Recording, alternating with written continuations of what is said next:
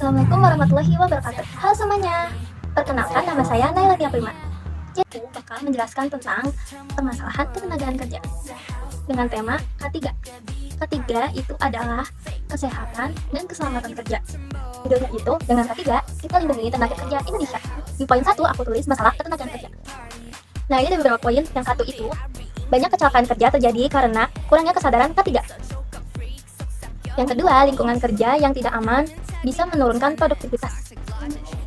Ketiga adalah upaya melindungi tenaga kerja dari resiko kecelakaan dan penyakit akibat pekerjaan. Di sini ada peran ketiga dalam mengatasi permasalahan ketenagaan kerja. Yang satu, mencegah kecelakaan kerja. Yang kedua, meningkatkan efisien dan produktivitas pekerja. Yang ketiga, membuat lingkungan kerja aman dan nyaman. Solusi dan upaya nyata. Pelatihan K3 rutin bagi seluruh karyawan. Yang kedua, pengawasan dan audit K3.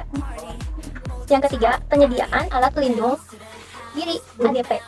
Dan yang keempat, penerapan budaya safety first. Assalamualaikum warahmatullahi wabarakatuh. Perkenalkan, nama saya Siti Intan Sahla. Di sini saya akan membahas tema 4 yang bertema peran pemerintah dalam pembukaan lapangan kerja melalui ekonomi kreatif. Pengertian ekonomi kreatif. Ekonomi kreatif adalah kegiatan ekonomi yang mengutamakan ide kreativitas dan inovasi untuk menghasilkan produk bernilai ekonomi tinggi. Contoh sektornya adalah kuliner, fashion, musik, desain, film, fotografi, kerajinan, aplikasi digital, dan lainnya. Peran pemerintah yang pertama membuat kebijakan dan regulasi yang mendukung industri kreatif.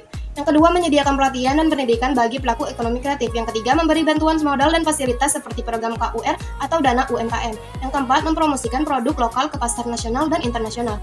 Dan yang terakhir, mendirikan pusat ekonomi kreatif atau creative hub di berbagai daerah. Dampak positif terhadap lapangan kerja. Membuka peluang kerja baru bagi anak muda, mendorong munculnya wirausahaan muda, mengurangi pengangguran, meningkatkan pendapatan masyarakat, dan mengembangkan potensi daerah.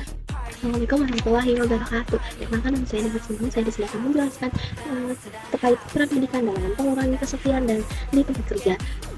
Di sini ada 3 poin. Pertama, pengembangan keterampilan sosial dan interpersonal. Yang kedua, peningkatan konsep diri dan kepercayaan diri.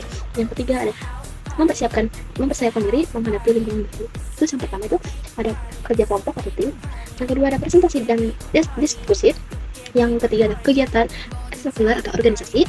Yang kedua itu ada latar belakang pendidikan mandai dan mencapai akademik dapat meningkatkan konsep diri dan harga diri. Terus yang kedua ada karyawan dengan kepercayaan diri yang baik, cenderung lebih proaktif dalam menjalani hubungan dan mencari dukungan sosial. Yang ketiga ada pendidikan yang mengajarkan analisis dan wawasan luas, juga dapat membantu individu untuk lebih memahami situasi sosial dan mengolah emosi mereka. Terus yang ketiga atau yang terakhir itu ada keragaman lingkungan belajar, ada pengembangan kemampuan, dan saya Ananda Widiantia akan menjelaskan tema 1. Itu peran pendidikan dalam meningkatkan kesiapan tenaga kerja, membekali individu dengan pengetahuan, keterampilan, dan sikap yang dibutuhkan dunia kerja, dan meningkatkan produktivitas.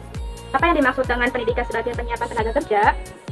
Ada pendidikan sebagai persiapan tenaga kerja, diartikan sebagai kegiatan pembimbing peserta didik sehingga memiliki bekal dasar untuk pekerjaan. Pendidikan dalam meningkatkan kesiapan tenaga kerja ada apa aja?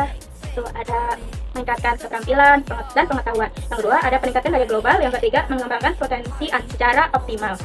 Halo, perkenalkan, nama saya Tiara Samadani. Di sini saya bakal mempresentasikan hasil poster saya. Judulnya adalah pendidikan kunci menuju ketenaga kerjaan berkualitas. Yang pertama ada meningkatkan keterampilan dan pengetahuan. Pendidik membekali peserta didik dan dengan ilmu dan keterampilan sesuai kebutuhan kerja. Yang kedua ada menumbuhkan sikap profesional dan disiplin. Melalui proses belajar, siswa dibiasakan dengan tanggung jawab, kedisiplinan, dan ketika bekerja. Yang ketiga, di sini ada mengembangkan kemampuan berpikir kritis dan kreatif. Pendidik membantu calon tenaga kerja agar mampu memecahkan masalah dan bermotivasi di tempat kerja.